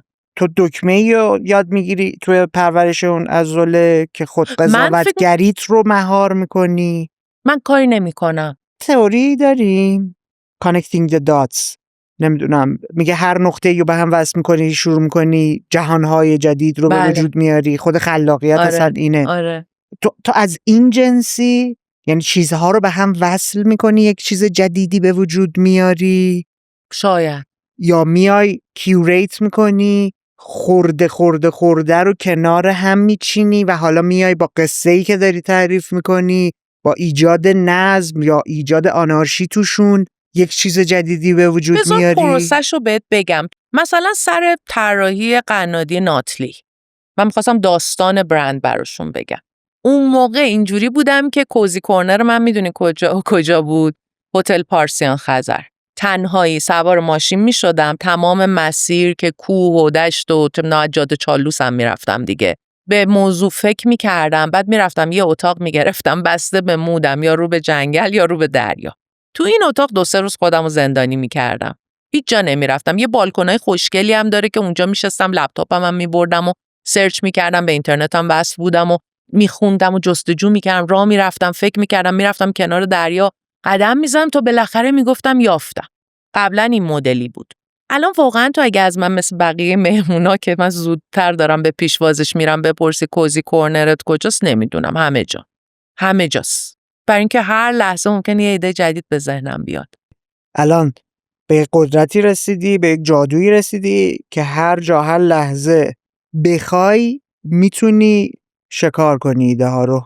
شاید. چه اتفاقی برات افتاده؟ یعنی چه تفاوتی با میترا زمان؟ علم میدونی چی میگه؟ علم میگه تو وقتی که تمرین خلاقیت میکنی ارتباط نورون‌های مغزیت هی قوی‌تر و قوی‌تر میشه. عین گفتم یه عضله است. این ارتباط قوی تر میشه و آزمایشی که کردن دیدن که کسایی که مثلا تو اتاق فکر میرن و ایده پردازی میکنن بعدش یه ساختارهایی توی مغزشون قوی تر شده یا عوض شده، حالا دقیقشو نمیدونم، ولی تأثیر میذاره و در طول سالها قطعاً تأثیر میذاره. دیگه مغزت آموخته میشه، وقتی بهت میگن میگی فرحزاد. این آموزشه به نظر من. حالا تو از من سوال کردی تو این 3 تا دوره هنوز نرسیدیم بگیم بله. قبلا اینجوری بود، هتل پارسیان خزر بود، هتل هایت دیگه، نه اون هایت نمیدونم، حالا هرچی هایت خزر. بعد شد که برم دشت و بیابون و یه جایی سرسبز برم بشینم، تو کوه برم بشینم، کم کم آسون تر شد. حالا این مال قبل از این قضیه بیماری مادر هستش. توی قضیه بیماری مادر من اصلا این لاکچری رو نداشتم که بلنشم، اصلا شمال نمیتونستم برم، من 4-5 سال هیچ جا نرفتم. واسه همین شاید یاد گرفتم همون جایی که هستم ایده پردازی کنم، گرچه که قرار گرفتن در یک تیم خلاق، بچه‌هایی که تو دفتر من بودن ایده پردازی که با هم میکردن، ببین یه جاهایی تو بحران تو اصلا همه قسمت‌های مغزت خاموش میشه در اوج بحران، اصلا دیگه نمیتونی فکر کنی. گفتم بهت مثلا یهو میگن الان مامانو باید ببریم اتاق عمل، تو فکر کردی من تو اون لحظه میتونم ایده پردازی کنم؟ هرگز. برای اینکه اونجا اون بخش دیفالت هم از کار میفته دیگه، تو بیچاره‌ای، تو فقط SN میاد وسط با آمیگدالا، بقای خودت، بقای مادرت، بهترین تصمیم‌ها رو روش نورافکن بندازیم، انتخاب کنیم، بریم جلو، اجرایش کنیم. تو وقتی خودت رو از دنیا قطع میکنی با تمرکز، با مدیتیشن، میری توی اون حالت خلسه که بتونی ارتباط مستقیم بگیری، اون قصه گوه موتور بالاترین حالت ممکن شروع کنه به فعالیت، دردت، فشارت، اینا رو مگه فراموش نمی کنی؟ میدونی منظورم چجوریه؟ یعنی اینکه تو خودت رو سرگرم کار کردن و ایده پردازی اگر نگهداری، اون دوران بحران رو میتونی راحت تر سپری کنی. 100%. خب چرا این کار نمیتونستی بکنی؟ یا من این کار داشتم میکردم، من خودم رو سرگرم کار انجام میکردم، منتها وقتی یکی بهم زنگ میزنه بودو بیا مامان حالش بده، دیگه اون موقع قطعت داره میکنه از اون نموداری دنیا. که بهت گفتم بالا و پایینه دیگه. تو سرتو گرم کار میکنی و پرستارش زنگ میزنه الان من چی کار کنم، من دارم میام. خب تو این موقعیت هستی، الان یه هیلر میاد تو بازی. هیلر معجزه نمیکنه. چی کار پس میکنه؟ هیلر کمک میکنه. من نکتم میدونی چیه؟ من نکتم اینه که با خلاقیت تو داره چی کار میکنه. هیلر با خلاقیت من کاری نداشته. هیلر به من کمک میکرد گره های شخصیتی و ذهنیمو پیدا کنم. خب گره ها رو پیدا میکردی، یا تأثیری میذاش رو خروجی کار تو؟ من فکر میکنم بله. چجوری میتونی ارزیابیش کنی؟ چند تا پروژه رو تو ذهنت بیار، پروژه‌ای که مثلا 7 سال پیش داشتی انجام میدادی، پروژه‌ای که 5 سال پیش درگیرش بودی، پروژه‌ای که تو این 4 سال روش متمرکز بودی. ببین خودت قضاوت کن، ببین ایده چه مدلی بوده، تجربه چه مدلی بوده. و اولین پروژه من بانک سامان بود، دیزاین دایرکتورش بودم. بله. تو شرکت اشاره کار کردم این پروژه رو. همونجور آخه جنسش هم فرق میکرد، بانک بود. میدونی چی میگم؟ من خیلی احساسی نمیتونستم بکنم، ولی بعدش کم کم اومدیم جلوتر. مثلا تمرکز رو فراینده بذار، روی خروجی پروژه هم حتی نذار. من میتونم بانک سامان رو بگم، خب قنادی ناتلی رو بگم و مثلا مای بیبی رو بگم، ولی برای من این مدلیه که جزئیات توش هی داره بیشتر میشه زیاد. یعنی فراینده که طی شده خیلی زیاد. انگار یه جا تو روی 10 تا پارامتر تمرکز داشتی، یه جا روی 30 تا، یه جا روی 100 تا. 100 تا که چه هست؟ 200 تا جزئیات متمرکز. یا مثلا پروژه زیموی که شامپو بود. پروژه بود یه جایزه یه چیزی گرفت. آره یادمه. از نیویورک فستیوال جایزه گرفت. اون پروژه بعد از ناتلی بود. مثلا بگیریم سامان، ناتلی، مای لیدی، مای بیبی. شما اگه داستان برند اینا رو بخونی اصلا تبدیل به یک چیز عجیب و غریبی شده که من خودم باورم نمیشه. و یه سری داستانای الان یه سری پروژه دارم کار میکنم که ما که همیشه سیکرتیو هستیم دیگه، نمیتونیم راجبش حرف بزنیم. این پروژه جدید من داستان برندش اصلا ببینی اصلا خیلی جالب شده. من عمیق‌تر شدم، اینو میتونم بگم. ماهیچه که در موردش صحبت میکردی شاید پرورش یافته تر شده برای همین سرعت فراینده پایین اومده، برای همین میتونی برسی به جزئیات بیشتری. آره. و این که میگم من اشتباه نشه، هر کسی اینطوری میشه با این پروسه. یعنی حالا من نمیتونم مثلا به کسی پیشنهادش کنم و از همون اولم گفتم من دارم براتون قصه میگم، قصه خودمو دارم میگم. این قصه ممکنه واسه من کار بکنه، واسه کسی دیگه کار نکنه. این نگاه علمی ممکنه درست باشه، ممکنه غلط باشه. نگاه شهودی ممکنه درست باشه، ممکنه غلط باشه. ما نمیدونیم. من خودم هنوز نمیدونم. ولی اون بخشی که من مثلا اومدم روی خودم کار کردم به من کمک کرده. اینقدر میتونم بگم. نسبت به آدم 4 سال پیش که وارد این فرآیند نشدی، آدم شجاعتری شدی؟ آیا؟ چه سوال خوبی. آره یا نه بهم بگو. میخوام چند تا سوال اینطوری بپرسم. شجاعتر شدم. آدمی شدی که خودت رو بیشتر میشناسی؟ بله. آدم بخشنده تری شدی؟ آدما رو راحت تر میتونی ببخشی؟ آها، بخشنده از اونجا. از اون بعد. بله. ولی یه جاهایی نه. بستگی داره چیو بخوام ببخشم. میبخشم آدما رو، ولی اگر احساس کنم کسی برای من حضورش توی زندگیم باری ایجاد میکنه و اذیتم میکنه، دور میشم. خب بذار یه سوالی اینطور که داری میگی بپرسم. آدمی شدی که راحت‌تر پرونده ها رو میبندی؟ بله. آرومتر شدم خیلی. ماجراجوتر؟ نه. تشنه یادگیری؟ به شدت. بیشتر شده؟ بله. تنهاتر؟ بله. متمرکزتر؟ بله. نه. صبر کن ببینم. متمرکزتر؟ نه همیشه، ولی کمی. هیجانی‌تر؟ هیجانی‌تر؟ نه. هیجانی‌تر کم کرده؟ کم شده هیجانی. قبلا خیلی هیجانی‌تر بودم. احساسی‌تر؟ بله. ترسوتر؟ هیچ ترسی ندارم. هیچ ترسی؟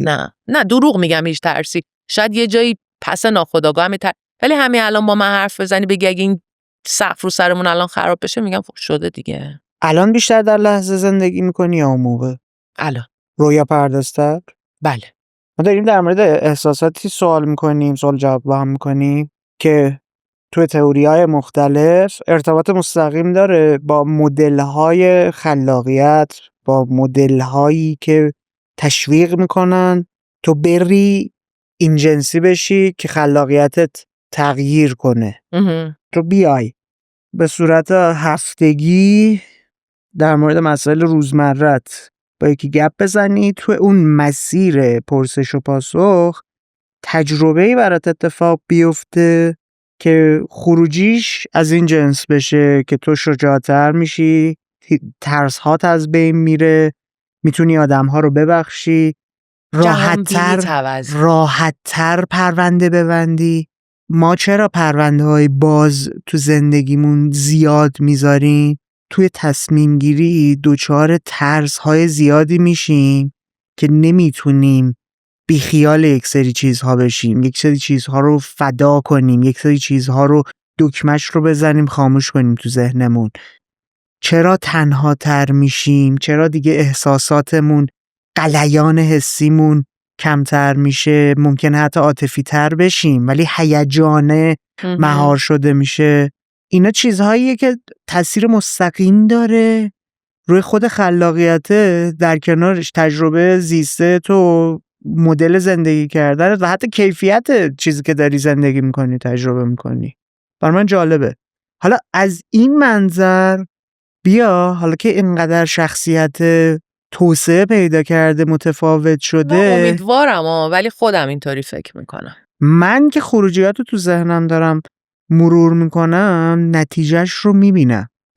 آره معلومه. بلند پروازتر شده. بلند پروازانه تر شده. بعد انگار این مدلی شده سقف که نداره. آفری سقفه هی داره هلش میده میبره یک جای دیگه. من حتی میجنگم این ایده رو به مشتری میفروشم. یعنی یک چیزی که من مطمئنم 10 سال پیش اگر طرح میشد میتونم گفت بابا این که اصلا نشدنیه، امروز میگی که بذار روش کار کنیم، ببریم پرزنت کنی، میجنگیم براش. ما پیچ نمی کنیم ما فقط. نه باشه.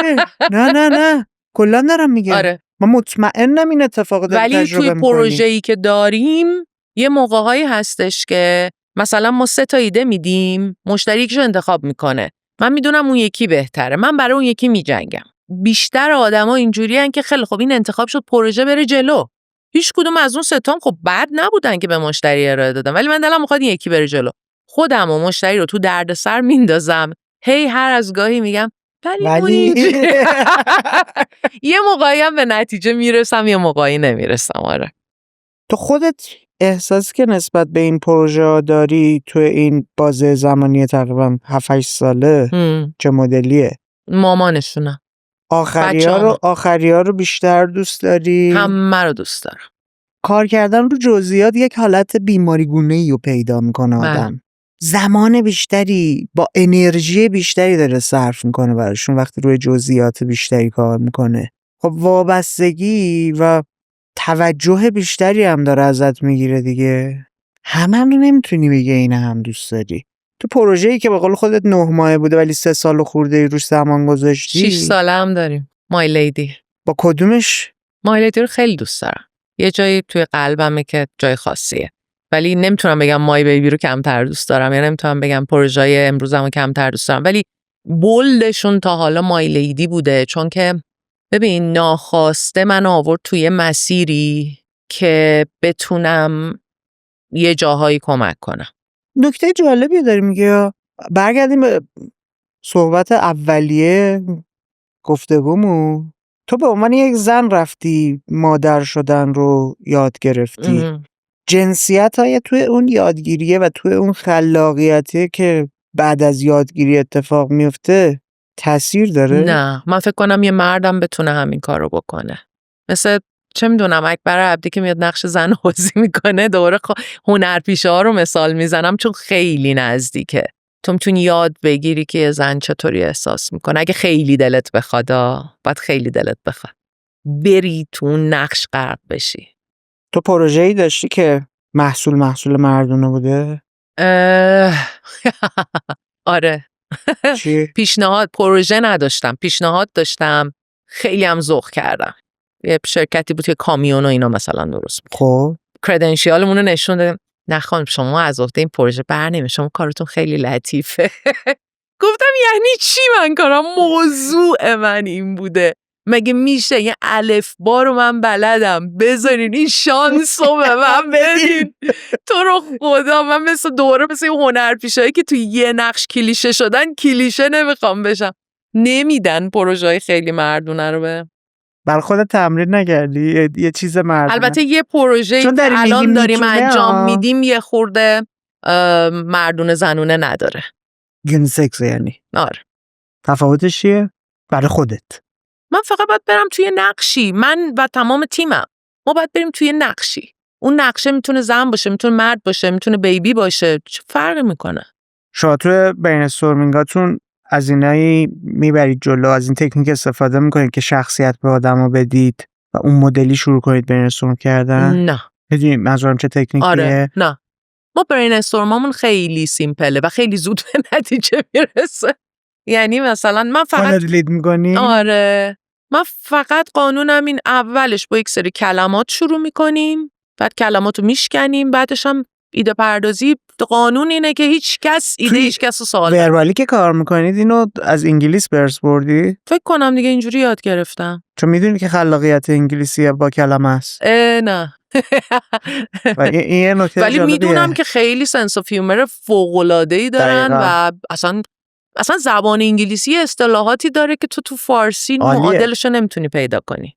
ماها تو ایران فرهنگمون فرهنگ تصویریه، اونا کلمه‌ایه. ماها فرهنگمون فرهنگ شنیداریه. آره راست میگی الان که بهش فکر میکنم. جامعهمون جامعه شفاهیه، به خاطر اینکه سواد وجود نداشته آدما بیشتر با قصه درگیرن، اونجا بیشتر اهل مطالعه‌ان. ولی این اواخر اتفاقا تبلیغات ایرونی خیلی روی متن سوار بوده. داره میره اون سمتی دیگه. نه رفته به نظر من خیلی ساله.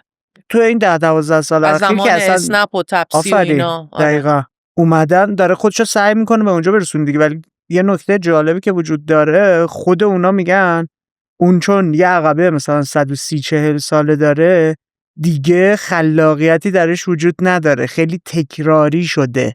برای همین خود اونها دارن میان سمت این که جنس خلاقیت رو مدل‌های مختلف کنن، نه تنها تصویری، مثلا تکنیک‌های جدید برین‌استورمینگ که وجود داره، تکنیک‌های حسی، تکنیک‌های تصویری، تکنیک‌های بویی، یعنی میان مثلا اونطوری میکنن یا حتی مثلا میبرن سمت این که نگاتیو برین‌استورم میکنن. نمیدونم اون تجربه کردی یا نه. آره. یعنی از زاویه‌های مختلف شروع میکنن روش کار کردن تا بتونن یک چیزهای جدیدی رو تجربه کنن و پیدا کنن. آره خیلی روش‌های مختلف وجود داره دیگه. مثلا یکی از اینا همون ایده تکنیک تفکر جانبی یا lateral thinkingه که آقای ادوارد دی بونو اومده اینو داده.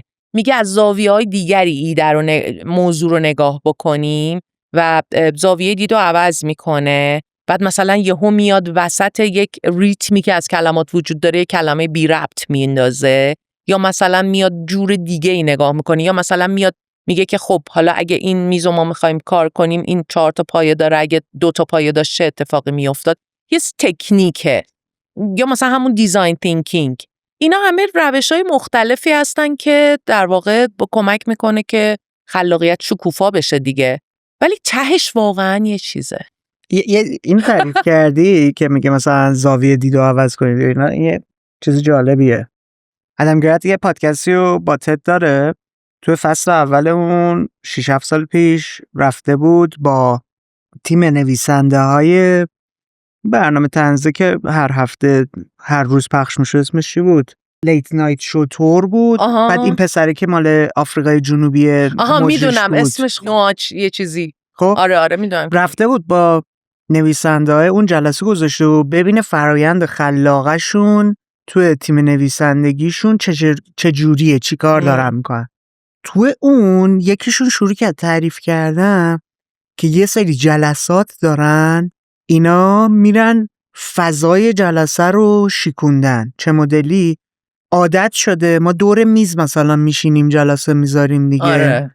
حالا تو تصور کن همینطوری که نشستن شروع میکنن زیر میز دلا شدن، زیر میز جلسه رو گذاشتن و حرف زدن.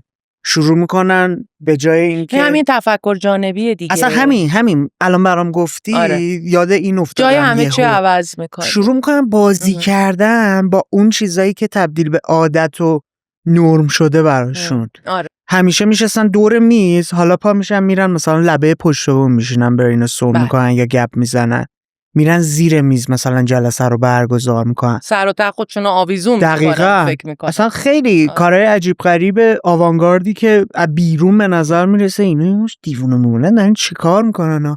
چیزایی که معمول شده رو میشکنن و شروع میکنن یک سری چیزهای جدیدی رو ابداع کردن، حتی تجربه کردن.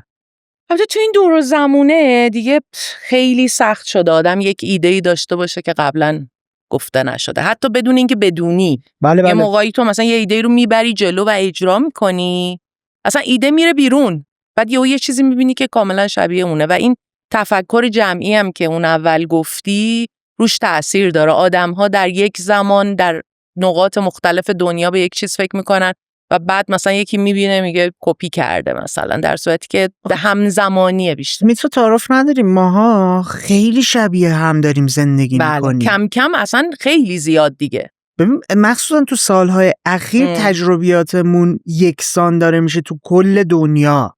مثلا 100 سال پیش تو با توجه به تفاوت موقعیت جغرافیایی، دسترسی، اقتصاد، تجربه زیستت کاملا متفاوت بود.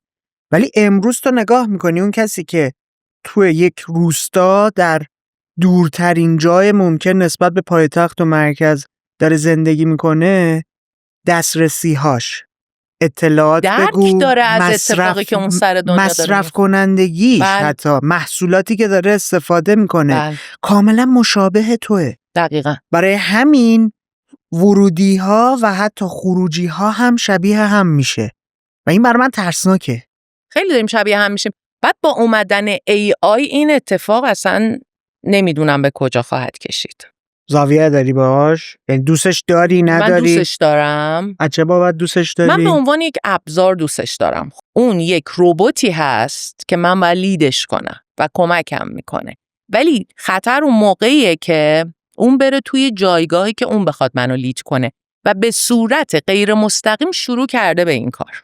اصلا یکی از دوستا توی توییتر نوشته بودش که من میشن و ویژن چت جی پی تی رو ازش پرسیدم و هی سوال کرده بود به یه جایی رسیده بود که ویژنش اصلا اینه که قابل اعتماد ترین رفرنس و ایده پرداز یا همراه برای آدما. وقتی تو قابل اعتماد ادعای بزرگی. نه حالا اینو سرچش کنین. نه میدونم، نه خود چت جی پی تی اگه همچین چیزی آره که میخواد جای نوع فکر کردن ما رو بگیره و اینو شک نداشته باشه. دو سال پیش جیمز کامرون اومده بود اعلام کرده بود که بابا من اول دهه 80 اومدم ترمیناتور رو نوشتم، ساختم، گفتم حواستون باشه هوش مصنوعی و این ترمیناتور میشه. خب همین تو امور نظامی استفاده نکنید، عاقبتش این میشه. چون یه سری گزارش‌ها اومده که خود اون شروع کرده به دیولپ کردن خودش و یه سری کارهای عجیب غریب انجام داده. بله. تصور کن. ولی در حال حاضر داره کمک میکنه در کار. من بیشتر توی کار تو صنعت پزشکی دیدی چه کار عجیب غریبی و مثلا انجام داده، تو فرمول داروها، تو واکسیناسیون. این خروجی‌ها خیلی خروجی جذاب و جالبیه. یه پادکستی بود که ورجین که در واقع خیلی چیزای مختلفی داره، هولدینگش درست کرده بود این پادکست رو، اسمش رو یادم نیست ولی داشت با دانشمندا مثلا 7 سال پیش داشت با دانشمندا صحبت میکرد که آینده علم چیه. خیلی جذاب بود. 5-6 تا تک اپیزود بود، بعدش هم قطع شد متاسفانه. یعنی من خیلی قصه خوردم. ناتالی کمپبل این رو اجرا میکرد، نمیدونم بشناسیش یا نه.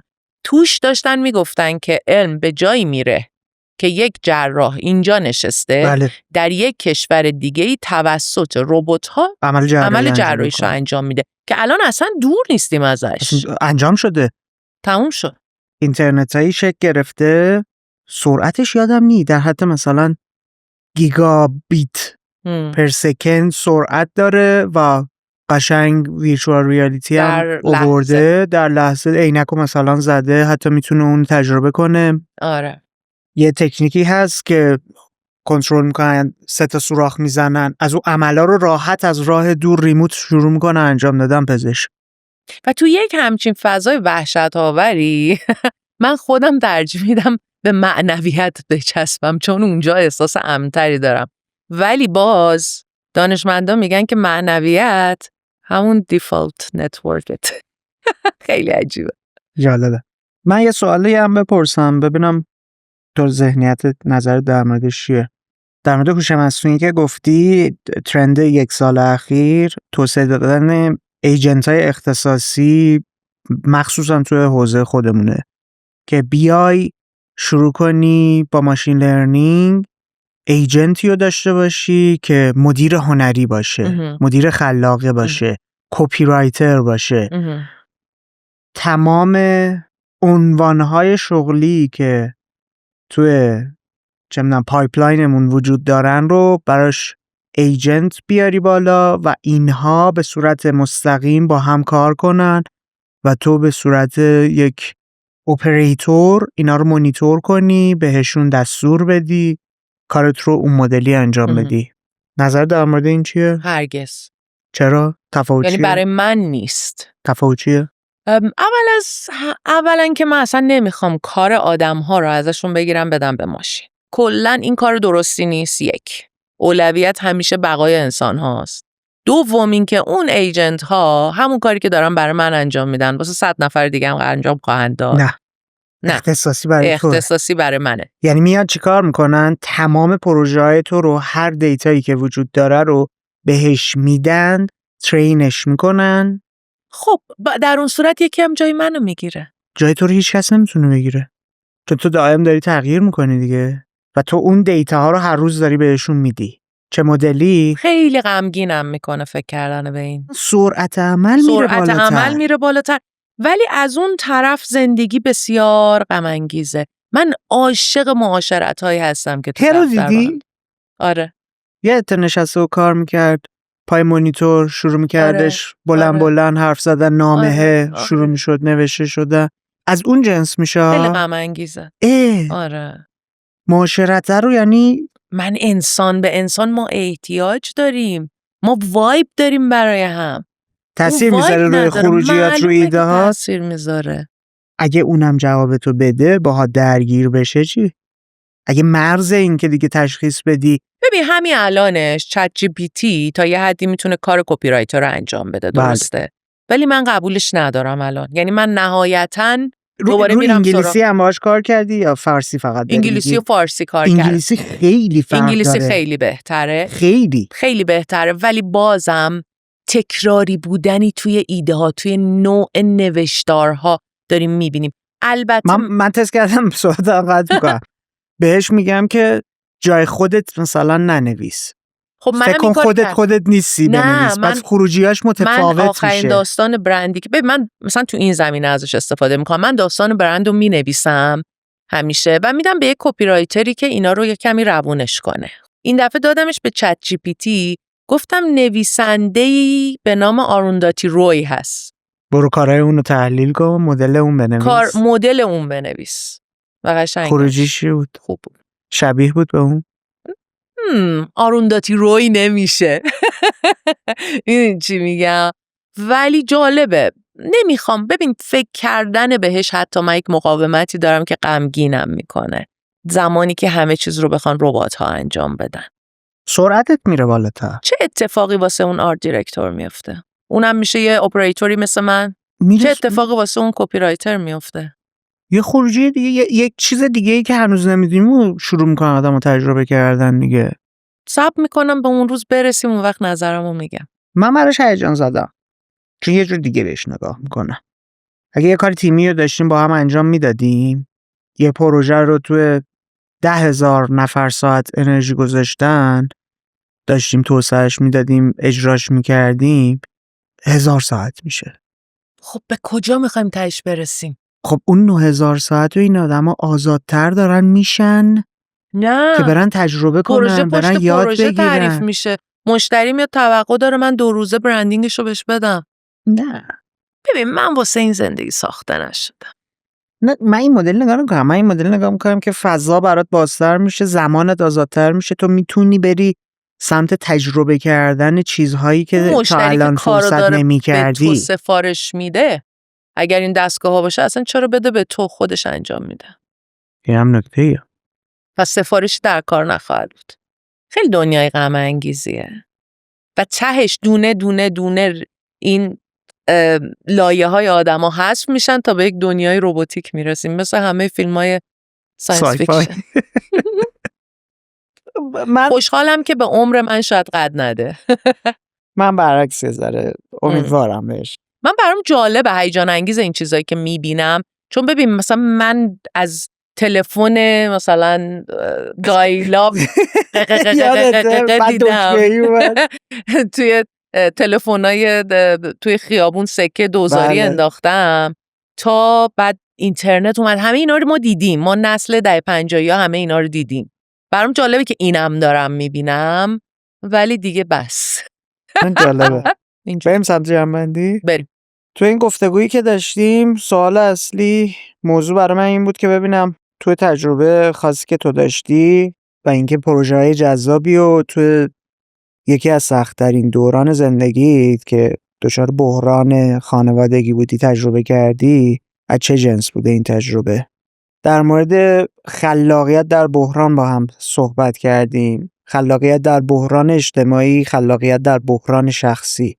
تفاوتی که این دوتا داره برامون قشنگ باز کردی، مفصل شرایطی که درش بودی رو توصیف کردی، کمکمون کردی ذهنمون باهات همراه بشه توی این مسیر و آهسته قدم به قدم پیش اومدی. ما در مورد این صحبت کردیم که میترا و خلاقیتش قبل از این بحران چطور بوده، در حین این بحران چه کار میکرده، وقتی که با یک تکنیک جدیدی آشنا شده چطور داشته اون رو پیش می برده. در مورد کوزی کورنرت توی این 3 مقطع صحبت کردیم.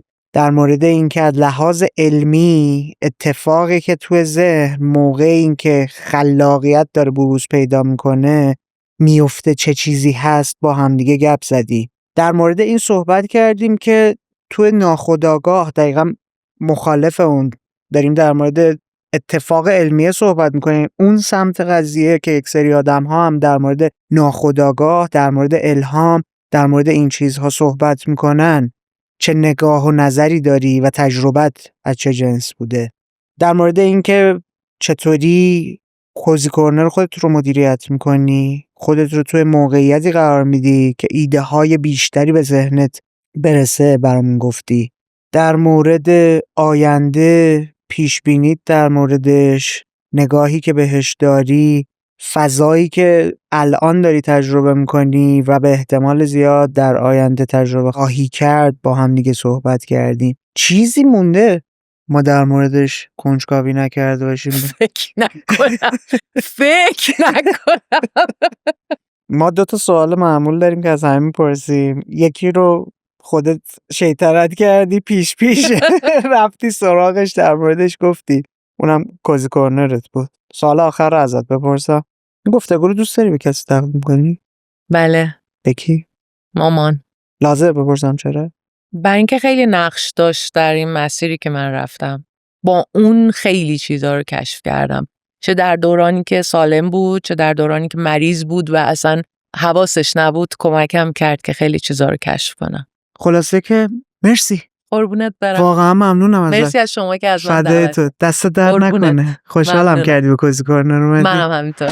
همونطور که دارید میبینید یه کار تیمیه و کلی آدم بابتش زحمت کشیدن. از شما یه خواسته بیشتر نداری. ما در کوزی کورنر هدف این رو داریم که بتونیم تبدیل به یک برنامه بین‌المللی بشیم. دوست داریم کنجکاوی‌های خودمون رو در گفتگو با آدم‌های غیر فارسی زبان هم دنبال کنیم. ببینیم کارگردانای معروف بین‌المللی، نویسنده ها چطوری دارن فکر میکنن، خلاقیت براشون چطوری داره اتفاق میفته، خروجی هاشون رو چطوری باحالتر و جذابتر میکنن. توی این مسیر به کمک شما احتیاج داریم. ما رو به کسانی که فکر میکنید کوزی کورنر میتونه براشون جذاب و جالب باشه پیشنهاد بدید. کمکمون کنید جامعه مخاطبمون بزرگتر بشه. اینطوری امکان رسیدن به این خواسته و قبول کردن دعوت ما توسط افراد شناخته شده غیر فارسی زبان هم برای اون فراهم میشه. مراقب خودت باش. به زودی میبینمت.